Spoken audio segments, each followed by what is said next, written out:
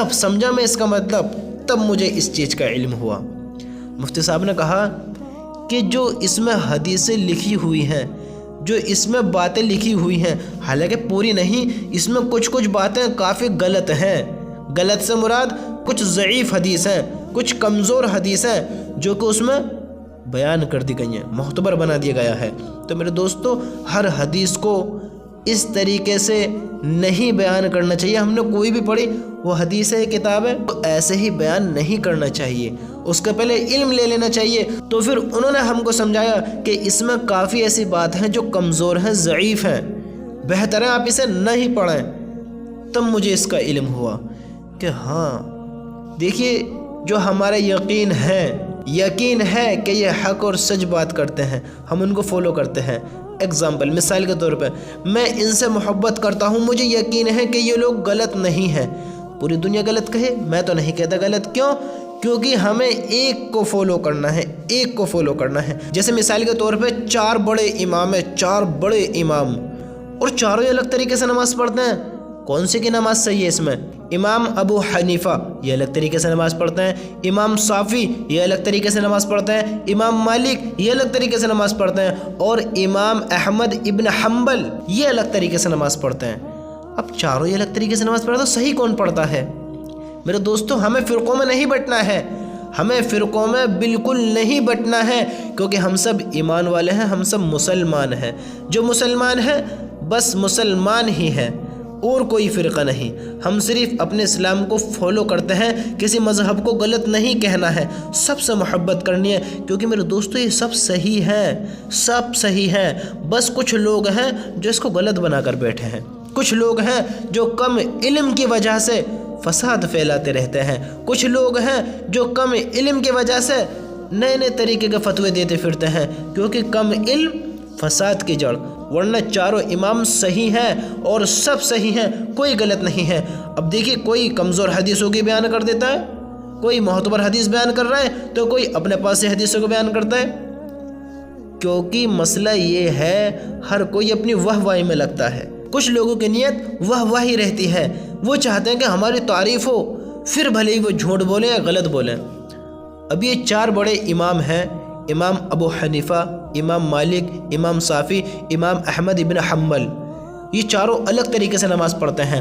ہم امام ابو حنیفہ کے طریقے پر نماز پڑھتے ہیں، اور یہ ادروائز جو 3 امام ہیں، تو ان میں صحیح کون ہے؟ صحیح میرے دوستو چاروں ہی ہیں، چاروں ہی صحیح ہیں۔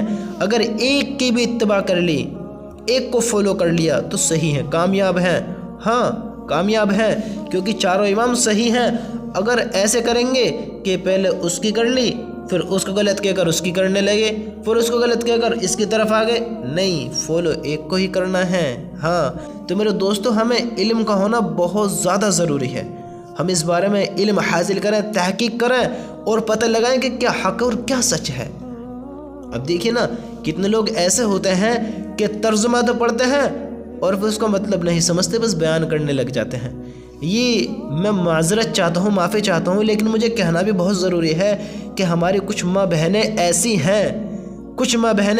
ہیں جن پر قرآن بھی صحیح سے پڑھنا نہیں آتا، وہ ترجمے لے کر بیٹھتی ہیں، ان پر اردو بھی صحیح سے پڑھنی نہیں آتی، وہ ترجمے پڑھتی ہیں، اور ترجمے ایسے پڑھتی ہیں وہ کسی کی باتوں کا مطلب تو صحیح سے سمجھتی نہیں اور ترجموں کا مطلب سمجھنے بیٹھ جاتی ہیں۔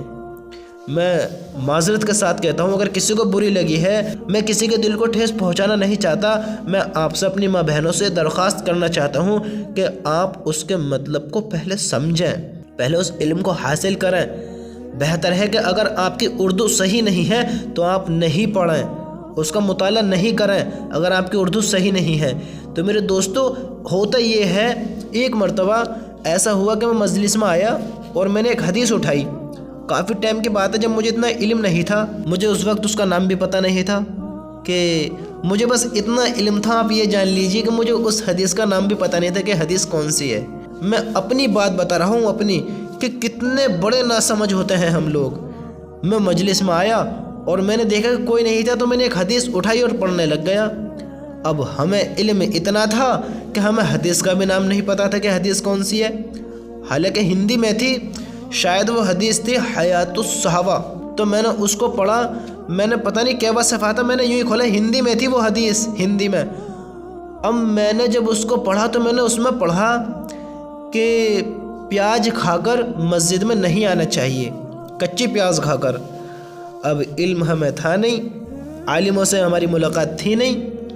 اب ہم نے کیا کیا، ہم خود ہی مفتی بن کر بیٹھ گئے، ہمیں علم تھا نہیں، خود ہی پڑھا اور مفتی بن کر بیٹھ گئے کہ بھائی مسجد میں پیاز کھا کر نہیں جانا چاہیے۔ میں نے اس کے بارے میں تحقیق بھی نہیں کی، کیونکہ میں ایسی چیز زیادہ جانتا ہی نہیں تھا۔ میں نے کتاب پڑھی اور اس میں پڑھا کہ مسجد میں پیاز کھا کر نہیں جانا چاہیے، شاید لہسن کے بارے میں بھی تھا، تو مجھے شاید آج بھی یاد ہے، پیاز کے بارے میں تو کنفرم تھا کہ مسجد میں کچی پیاز کھا کر نہیں آنا چاہیے۔ تو ایک مرتبہ ایسا ہوا، میں بریانی کھا رہا تھا، اور جس سے ہم بریانی کھاتے تھے اپنی تجارت کے دوران، تو وہ اوپر سے پیاز ڈال کر دیتا تھا کچی، تو میں نے کئی دن پیاز ہی ڈلوا کر نہیں کھائی اپنے ٹیسٹ سے بھی محروم ہو گئے۔ اللہ کی اتنی بڑی نعمت۔ اب ہم نے جب علم حاصل نہیں کیا تو ہم نے کچی پیاز کھانا چھوڑ دی کہ مسجد میں نہیں جانا چاہیے۔ ہم نے اس کے بارے میں تحقیق کری تو مسئلہ یہ سامنے آیا کہ کچی پیاز کھا کر مسجد میں نہیں جانا چاہیے، بلکہ کچی پیاز کھانی چاہیے، چھوڑنا نہیں چاہیے، کھاؤ، لیکن باہر ہی کلی کر کے دانت مانجھ کر آؤ، تاکہ مسجد میں اس کی بو نہ، اس کی بدبو نہ۔ ایسے نہ سمجھیں ہم اس کے بارے میں تحقیق کرتے نہیں اور مفتی بن کر بیٹھ جاتے ہیں، علم رکھتے نہیں اور اس کے بارے میں اپنے طریقے سے اس کے رول بنا کر ان کو فالو کرنے لگتے ہیں۔ میرے دوستو، ہمارے پیارے اللہ نے دین میں بڑی آسانی رکھی ہے، ہم اپنے آپ کو کیوں اتنی مصیبتوں میں ڈالتے ہیں؟ کم علم فساد کی جڑ۔ جس بات کا ہمیں علم نہ ہو اس کو بیان نہ کریں، اس کے بارے میں ایسی باتیں نہ کریں جس بات کا ہمیں علم ہی نہیں ہے، کیا پتہ کل پکڑ کا ذریعہ بن جائے۔ تو میرے دوستو، آپ کو چاہیے، آپ جو بھی حدیث پڑھیں، جو بھی کتاب پڑھیں، پہلے اس کو دیکھیں کہ وہ کس نے لکھی ہے، اور پھر اپنے علماء سے، اپنے عالم دین سے جا کر اس کی تحقیق کریں کہ کیا یہ کتاب پڑھنی صحیح ہے۔ ہاں، آج ہم کوئی بھی کتاب لے کر بیٹھ جاتے ہیں، میرے دوستو اس کی پہلے تحقیق کر لیا کریں کہ کیا یہ کتاب صحیح ہے، کیا اس کو پڑھ سکتے ہیں، اس کے بارے میں لوگوں کو بتا سکتے ہیں، تب اس کو پڑھیں، اس کو یاد کریں اور خود بھی عمل کریں، لوگوں کو بھی بتائیں، تاکہ ہمارے مرنے کے بعد بھی ہمارا ثواب چلتا رہے۔ سمجھ میں آ رہی ہے بات؟ ہاں، تو میرے دوستو، یہ ایک ایسی چیزیں ہیں جو ہم بہت خاص بھی نہیں سمجھتے، اہم بھی نہیں سمجھتے، اور اللہ نے یہ کلام پاک جو اتارا ہے، یہ ایسی عظیم الشان کتاب اتاری ہے، جو اس کو پڑھتا ہے اس کو بھی ثواب، جو سنتا ہے اس کو بھی ثواب، جو دیکھتا ہے اس کو بھی ثواب، جو چھوتا ہے اس کو بھی ثواب، جو دل سے لگاتا ہے اس کو بھی ثواب، جو اس کو سنتا ہے تو اس کے لیے بھی ہدایت کے راستے کھلتے ہیں۔ ہاں، کتنی پیاری کتاب ہے، اور اس کے بارے میں اللہ کیا کہتا ہے؟ اب دیکھیے نا، اللہ نے کتنی آسانیاں رکھی ہیں۔ اب دیکھیے، مثال کے طور پہ اگر آپ اور میں بات کریں، ہم دو جنے بیٹھ کر بات کریں، یا زیادہ بھی ہو سکتا ہے، میں ایک مثال دیتا ہوں، اگر دو جنے بیٹھ کر بات کریں اور بیچ میں کوئی پریشان کرے تو کیا ہوتا ہے؟ غصہ آتا ہے اس پہ۔ پھر ہوتا یہ ہے کہ ہم اس کو کچھ نہ کچھ پریشانی دیتے ہیں، مثال کے طور پر چاٹا مار دیتے ہیں، یا پھر اس کو دھمکا دیتے ہیں، یعنی اس کی غلطی ہے اور وہ اس پر شرمندہ ہوئے گا، وہ ان باتوں سے محروم ہوئے گا جو ہم بات کرتے ہیں۔ تو دیکھیے ہمارا اللہ کیا کہتا ہے، اللہ تعالیٰ کا ارشاد ہے، اور جب قرآن پڑھا جائے، اللہ کی بات ہو رہی ہے، اللہ کیا اس میں ارشادات فرما رہا ہے، اس کو چپ سننا چاہیے، بالکل چپ، اسی کی طرف متوجہ ہونا چاہیے، کسی کی طرح کسی کو پریشان نہیں کرنا چاہیے، کسی کی باتوں میں اپنی بات نہیں اڑانا چاہیے۔ جہاں پر اللہ اور اس کے رسول کی بات ہو، وہاں چپ ہو کر اپنے رب کی باتوں کو سنو۔ ہاں، ہم سب محتاج، سنو۔ اللہ تعالیٰ کہتا ہے، اور جب قرآن پڑھا جائے اسے کان لگا کر سنو۔ کون کہہ رہا ہے؟ اللہ تعالیٰ۔ اور جب قرآن پڑھا جائے اسے کان لگا کر سنو اور چپ رہو تاکہ تم پر رحم کیا جائے۔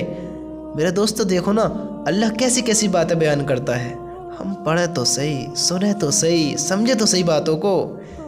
جب ہم کلام پاک سنیں گے تو اللہ تعالیٰ ہمارے لیے ہدایت کے راستے کھولے گا، ہم پر رحمت نازل کرے گا۔ ہاں، اور ہم پڑھنا بھی نہیں جانتے تو چپ سنیں، تو پھر اللہ کیا کہتا ہے؟ جب کلام پاک پڑھا جائے اسے کان لگا کر سنو، ہاں کان لگا کر، اور چپ رہو، چپ رہو، تاکہ تم پر رحم کیا جائے، تاکہ ہم لوگوں پر رحم کیا جائے۔ تو ہم کو چاہیے کہ ہمیں زیادہ سے زیادہ اپنے کلام پاک کی تلاوت کرنی چاہیے۔ اگر پڑھے ہوئے نہیں ہیں تو ایک ایسا وقت نکالیں کہ ہم کلام پاک کو سنیں اور چپ رہیں خاموشی کے ساتھ، اللہ کے کلام پاک کو سنیں، اللہ کی باتوں کو سنیں، تاکہ ہم پر رحم کیا جائے۔ کریں گے انشاءاللہ؟ انشاءاللہ۔ تو میرے بھائیوں، اگر کلام پاک پڑھے ہوئے ہو تو اس سے محبت کرتے ہوئے اس کے بھی حق کو ادا کرو، اور اپنے رب کے حق کو بھی پہچانو کہ اللہ کا حق کیا ہے۔ اللہ کا حق ہے اس کی عبادت کرنا، اس کی فرما برداری کرنا، اس سے محبت کرنا، اس کی اطاعت کرنا، اس کے حکموں کو نہیں توڑنا۔ ہاں، خصوصاً بس ایک کام شروع کر دو، ایک کام، اپنے رب کے حکموں کو پورا کرنا شروع کرو، یعنی نمازیں پڑھنا شروع کرو، نمازیں پڑھنا شروع کرو۔ کرو گے انشاءاللہ؟ انشاءاللہ نمازیں پڑھنے شروع کرو، انشاءاللہ دھیرے دھیرے ہم سب باتوں کو سمجھ جائیں گے۔ اللہ تعالی ہم سب کو ان باتوں پر عمل کی توفیق نصیب فرمائے، ہم سب کو 5 وقت کا نمازی بنائے، اور ہم سب کو دونوں جہانوں میں کامیابیاں، بلندیاں نصیب فرمائے۔ آمین۔